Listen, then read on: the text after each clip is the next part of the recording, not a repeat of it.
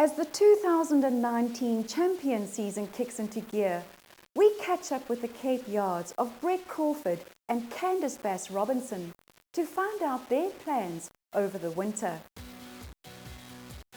Peter, the road trip from the Cape is a particularly long one for horses. What precautions do you undertake to try and make it a stress-free trip for them? Well, they all get treated pre-trip. Obviously, their hydration levels need to be at their best. They get antibiotics to cover them for the trip. They get ulcer medication. And we also break the trip up into two parts. So they stop in Colesberg. They have a few hours to rest, eat, obviously drink. And then they continue their trip about 4 hours later. How long does it take them on average to settle in? Most of them, obviously the older horses, a lot of them have been here before, so they just slot straight into the system. The younger horses, fortunately this year we've been very fortunate, they all travel very well, and we're straight back into the system. They're on the same feed basically as home, so there's no real difference for them. How many horses have come up from the Cape this winter? We got 10, a mixed bag. Bold Respect seems to like KZN and particularly Scottsville. He won both his runs there last season, including the Golden Horse Sprint. Will you be aiming him at that again? Well, basically he's dropped a little bit in the ratings, and it depends what's nominated for the race. Otherwise, he's going to have to carry top weight, and it's been a handicap now. It's not all that easy. He's either going to go there first up, or he may just run straight into the Mercury, just depending on what's entered and how he sits in the weights. By the looks of things, we're going to have a few more sprinters in the province this year. Is it going to make for interesting sprint racing? Well, I would think so. Competition is always very healthy, and these are top horses, and they've proved it time and time again. So those races invariably turn out to be luck in running, and obviously where they position in the handicap.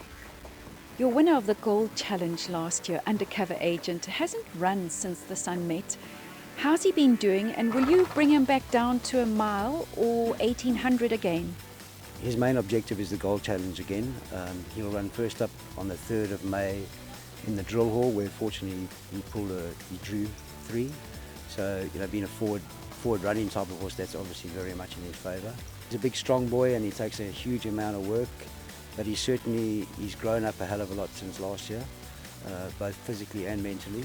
So we're looking for exciting times ahead with him. You've got some very exciting 3-year-olds, not the least of which is front and centre. She's all class. What are you aiming her at this winter? Her program basically lies in 3 races. She'll go first up into the Fillies Guineas, where unfortunately she drew widest of all, so that's going to make her task there very difficult. But having dropped to Group 2 status, it's not the be-all or the end-all. So even if she has to be ridden quietly earlier from the draw, it will be a very good come-on run for her. She'll then go to the Tibashina, and with her grand final being the Garden Province on July 8th. Charles is a very good-looking horse. He's improving all the time. Where are you aiming him at? Charles is a very exciting horse. I think he's still the unfinished article.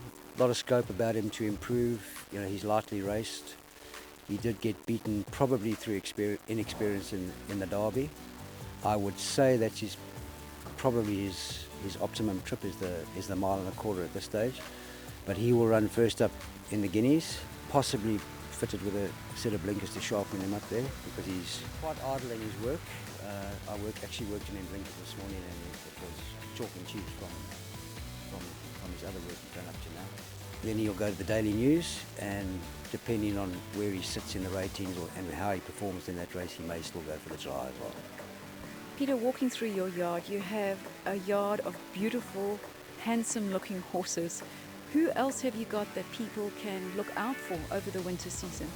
We have another filly called Princess Irene, who also is very lightly raced. 6 runs, 3 wins, including a listed race. Her optimum trip looks to be around about 10 furlongs.